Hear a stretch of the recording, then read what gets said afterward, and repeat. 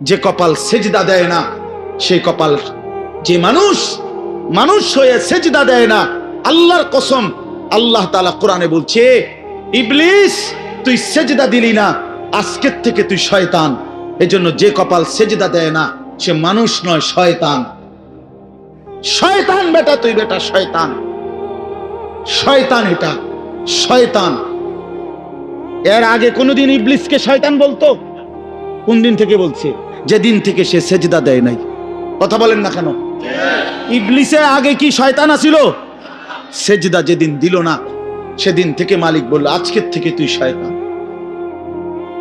ইবলিস যেদিন সেজদা দিল না সেদিন আল্লাহ বলল, ফখরুজ ফাইন্নাকা রাজিম, বের হ, আজকের থেকে তুই রাজিম, অভিশপ্ত, মালউন, অভিশপ্ত, রাজিম।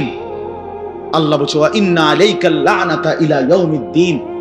ইবলিস তুমি সেজদা দিলা না, মনে রেখো আজকের থেকে কিয়ামত দিবস পর্যন্ত তোর উপরে আমি আল্লাহর লানত। এজন্য বেনামাজি তোর উপরে আল্লাহর লানত, তোর উপরে আল্লাহর লানত, তোর উপরে খোদার গজব। আল্লাহর লানত যার উপরে, সে সুখ পায় না। ওই মালিকের সাথে গাদ্দারি করে সুখ মেলে না। খবর নিয়ে দেখো,